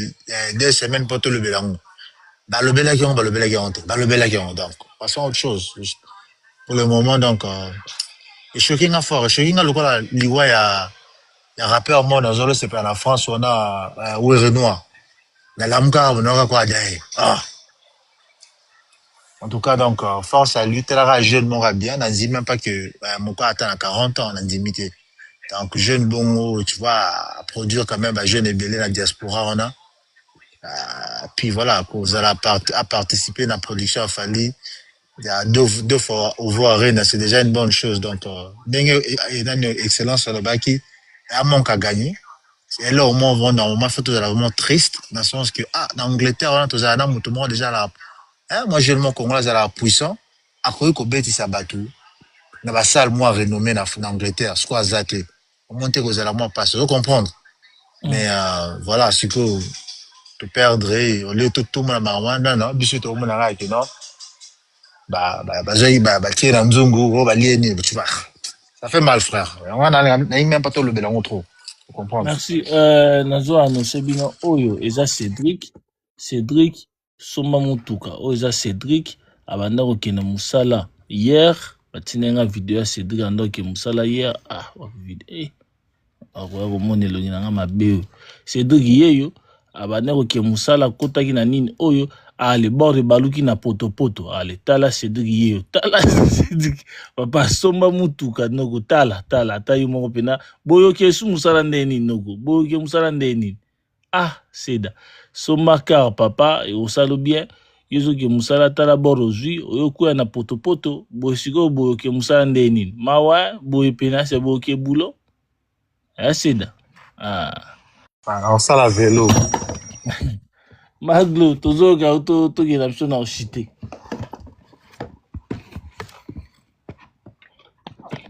Yuyu we. Muzangi malo. Nga kaka, apesa mwasi ne makasi. Na makambali waya tozanga kama lobati. Tokoma raisonner ba jeune bon qui na monde na se ba komi il a 39 ans. Trop jeune donc courage à sa femme et ses enfants, toute sa famille donc ça fait mal vraiment un jeune garçon pour accueillir azana ba projet belé azana makambe belé là on sous ba projet na 2026 et suite 2027 donc trop jeune so ba déjà 39 ans c'est quand même à 87 ça fait vraiment ça n'a pas si nga maman na komo banga so amoni jeune na kufi na bien nzambe lobby ezala kalomo na mutakufi ba kufa baliwa lelo komo ubangi bato bakufa na kiso za ba réseaux sociaux na mona matanga belé na mbambo ba jeune bazo kende na brisque aussi masumu ba problème bato bazo kufa ka surtout na poto na ebite bata poto akala bokufa ka boy ba poto za kama kaka cancer AVC, cancer, à quoi qui na douche, à quoi qui na salon. Toi, malade à poton, nazo comprendre l'été. Ça fait un mot, ça fait pas si. Ma même maladie quand ba kufa na wana ba poto, ba même situation, ba même nzamba lola. Nzambe kai. Merci Maglo. Moi je pense que dans mon kilango lelo banga koluka trop ba problème gauche droite té pour oyo comme le lobe oye batenda nango ataka kinga na nango sala ki boy donc il est zana babi loka maladie na enyuva babi maladie ne fa enyuva pa babi maladie ne famille ba ki so landeli landelo kwa kala msusu azali na cancer ba non ça qui est déjà comme le roi avec Claudio akufa na Londres au faire aimer nzembo mon bébé akufa na même maladie toute maladie moko dirait yango ka ba kufa na ngo kaka je me demande eza maladie ça la en Europe ya kana nini na malili eza kana nini donc nzamba lola nzamba. Moi je pense que dans mon kilango ndeto vivre lelo boy donc moi je pense que to yebara roza malamu na bato yebara ko solola respect pe façon de parler oyeba pena nango pozo lobela lobi na biso on ne sait pas on sait jamais moke to zaki na ya ndeko saleli biso de émission mo be kitoko na sepela mbe émission na e moko émission moko e bimaki déjà o sa saki na Saint-Marc Tabou émission musu fallait bimeza o saki na Dembanza et saki na programme fallait bima je pense lelo so na bossa de fallait ma lelo entre lobby et empêcher mission na moyi bima sur na minute ezate on je pense que ndeto za la raboye to yebara ko garder ba bonne relation et to yebara pe ko soana bande ko to yebara pe ko loba parce que lobby na biso on ne sait jamais donc maman ba musicien maman ya ba eh ben mission j'aurais biso vraiment en personnel, j'aurais biso en personnel t'es quoi, et comme babilor personnel, et comme privé, comme si fali aza ngai et Richa aza ngai.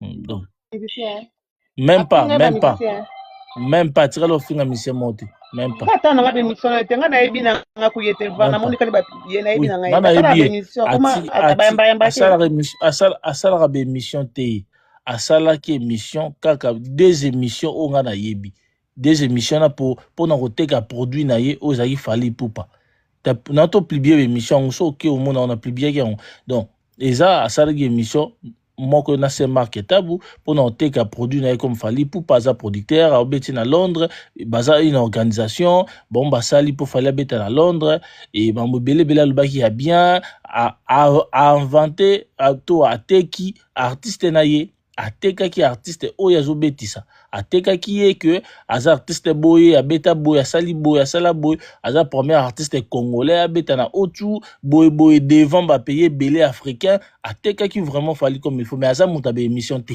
asala pe émission te donc aza bongo et moi je pense que ba yebié bon ba nous regretter mais ba yebié te ils vont parler n'importe quoi parce que peut TikTok ango to ba réseaux sociaux ango mutu asombi téléphone na fongola ko sa pe oya lingi et boy ba place bokina ba place botara makolo ba blo msupe ozoyo ka botal pena mutu aloba mais mais ngelo ngana senga à la fin pona pesa nga malangwa parole to chité na sibline après to kuta na côté pona obetanga 12 na pesa youth na bino pesa parole te yaya pour na pesoga maloba malangwa ngana elo mona loba ngo chaque fois que makamba ba musicien tout comme ça ngo personnel te c'est très important so ju mama musicien comme ça ngo personnel et comme neti olamka chaque temps que na kayu yo ne muto onyo kwa malangwa toujours kayu pour ouais news moi je pense que on va être un peu sérieux pour une fois. Moi je vais dire à tout le monde ici et à moi y compris, la vie est tellement courte aujourd'hui. On a l'impression que la vie est longue, mais elle est très courte. Les gars, profitez de vos proches. Sur Ato gagnera salaire à Mouké. Vivez au maximum, les gars. Bon vivre. Bon qu'il y ait des vacances avec en famille. Bon payer sa baba na bino ba maman ya bien. Oyo il retire la droit souvenir. Bino ba oyo beaucoup fait la il faut na tonga la kim.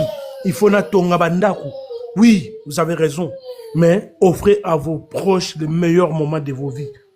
Parce que le lot, moi, j'ai comme l'impression que vie n'a pas sûrement tenu kaka na moi singam qui singasu ikuza makase. Moi, rien que cette année, j'ai vu beaucoup de personnes partir. Au peu na ba moyen fort depuis le mois de janvier. Visibilité. Des riches. J'ai même une soeur que j'ai enterrée au mois de mars à qui une femme de fer. Donc, j'ai vu beaucoup de personnes partir.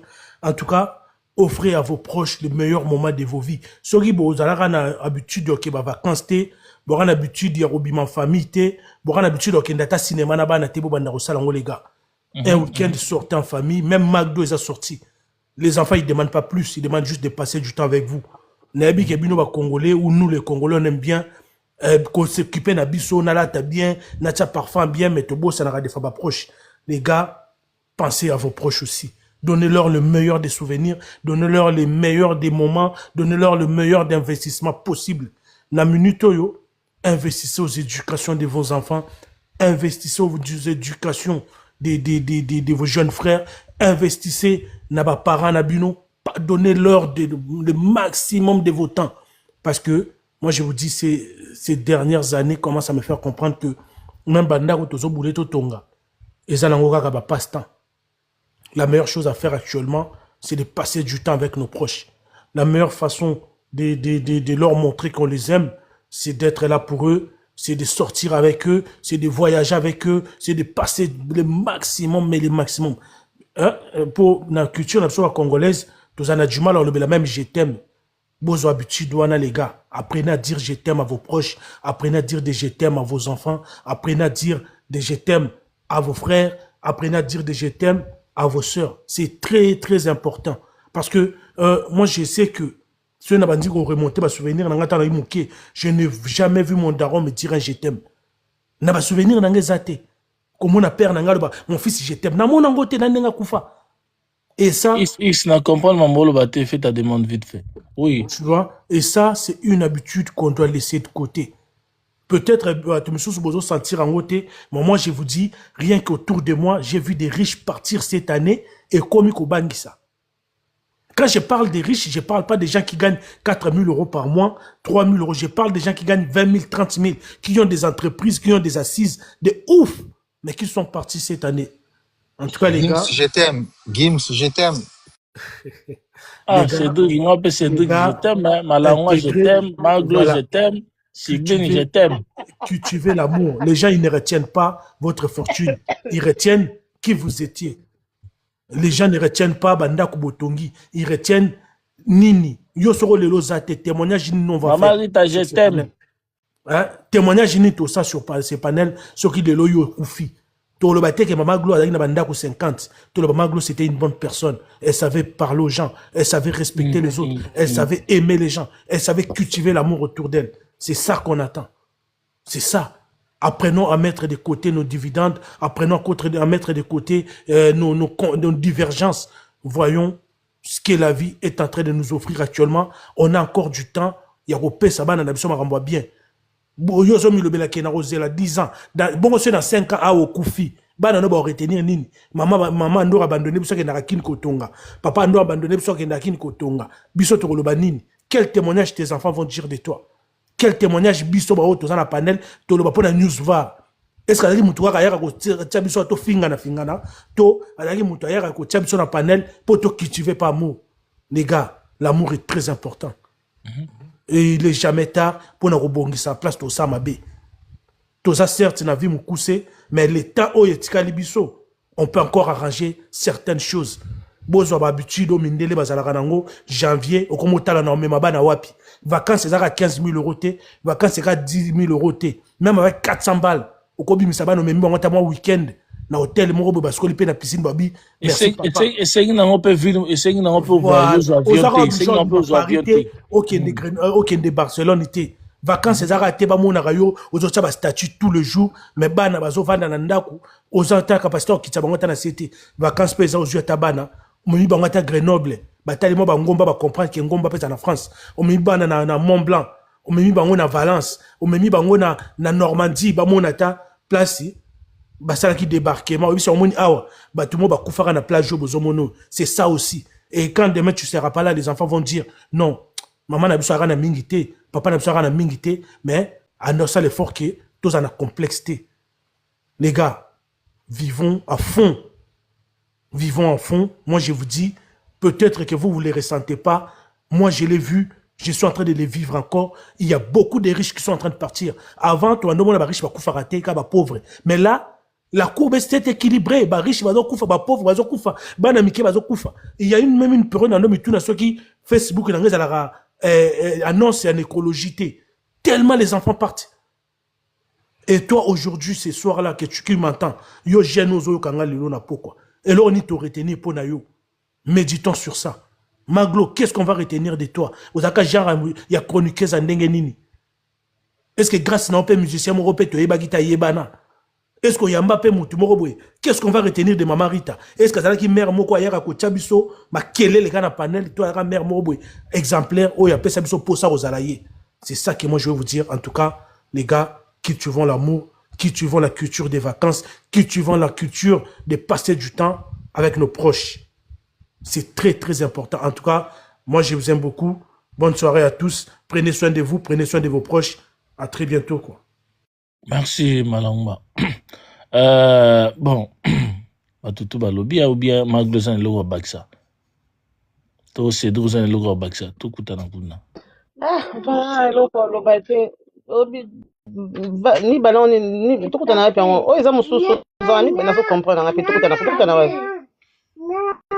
laisse tout na zo c'est le coup Malangwa mer non mais Malangwa merci beaucoup mon frère ma membre côté menga te Cédric tika obi nyuva nga na tika rando natika rando jour mwana nga kufaka na bi ezana msu leçon o nzamba pesinga pona mikita ezaka lokwa leçon avinanga ebukanga mapeka ti leo nakokana kutuna rebande ndeni koma ndeni ni muta kufa na meme loko mo abimi na mokila kufi tezara na nzonzima teke kokoma mekomi ometi leo na nzima te papa biso akufa wesi navanda ba papa biso azali na kina okemona na motika na bafuto ba choc mo boye non Kali cash flow. nzambe fa raisonner d'autres choses kotwana nzambe vraiment grand prêtre nzambe fa betelo musu kotwana ke so papa biso alinga kufa atinde ta na Haïti na yebi ke papa na ngaza na ta na Haïti. Ok, tiens, Maglo, pardon, s'il vous plaît. Merci beaucoup, Nabandero Toubalande Bisso. Abonnez-vous sur News, VAR, l'homme qui a amené la VAR dans la musique congolaise. Merci, Nabandero Touba Sabona. Merci beaucoup, Bexi Amwana, toujours dédicace, toujours Libanga Nabisso. Merci, Bexi Amwana, au Kanisi News VAR. Je pense que reconnaissance, les Arabia, il y a toujours salaire, Mambo toujours salaire. Ceux qui m'ont va reconnaître, yo, News VAR, moi, pas à la. Donc, ils auront plaisir dans nous. Merci, VAR. Désolé, faut que tu aies la deuxième. Non, il n'y a pas de problème, c'est là. Ok. Merci, c'est là. Tout ce qui na cash flow, salut. SB, j'espère que vous en avez biso. Quel produit ozo te que la biso aujourd'hui? Bon, produit na yo, ezani nezo le belanini. En plus, tu nous parles aussi. Na balang nyonso yo moni kokyo lo bela oza capable roter que la biso produit na toujours. Merci beaucoup. Bonjour, bonsoir. Nabatutu Hollanda News VAR. Bon, l'autre offre au bino Miss Peace Kitchen. Nabatutu ya London and surrounding area. Donc Miss P azawana pour na ba commande na biso azana service na traiteur à Lambaka. Azwaka ba commande lundi à vendredi, lundi au mercredi. Livraison ou bien sokoliyo mokolingo ya kozwa ezalaka jeudi à samedi. Donc onyo saveno etangi kota olamba. Alobi kiasuki kawana ti na batutu boza na otu arena na weekend wana 10% off na ba commande nyonso batu ba osala. Donc bandeko tout au recommandé bino Miss Peace Kitchen. Donc il y a vraiment donc utacha la penda poisson mungo yokani tina mkuwa. Epesameli batu nyonso te donc tozawana affiche na izawana. If you just so-called osali recherche à Miss P, var pe auto ça la poste to taguer comme ça en besoin accès panaye donc il y a vraiment ça assuré. Ko aolamba na condition bien. Imagine olia biloko kama ça kitoko.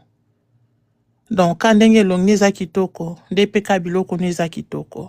Donc bo passer ba commande na bino to ebiki weekend wana ezala un peu partout ki oluko lamba oluko donc to longole bino kilo ya olamba charge olamba Miss P a longoli donc to ozwa bino vraiment ke kolia na bino tout bo passer ba commande comme ça ozala sûr que yo luka ke lamba olata kota olia vraiment toza wana mais yo luka no ke lamba olata. So, c'est un peu ça, VAR.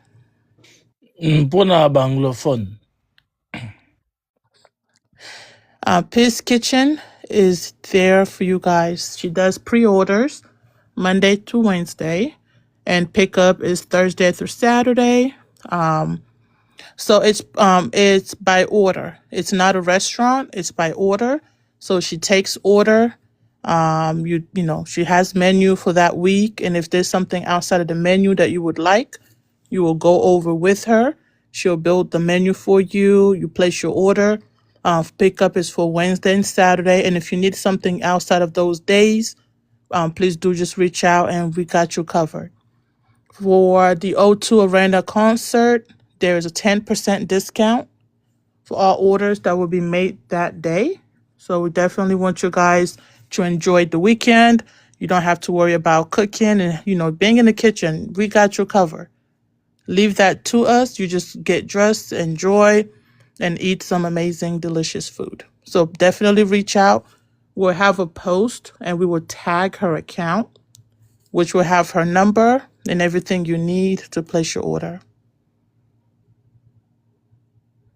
Merci beaucoup. Donc, bande retour, Burkina concert autour. Donc, Boluka Mespi, on va mettre toujours post nae. Donc, collé à Gogo Zakuna. Donc, merci beaucoup, na bande retour, Bolande News VAR. Merci, na bande retour, pe sa abiso confiance. Merci, na Bexi à moi, merci, na bande retour, Walinga abiso. Merci, na bande retour, pe boaka au tapoter, ko partager. Merci, na bande retour, boaka au talaba contenu. Il y a News VAR.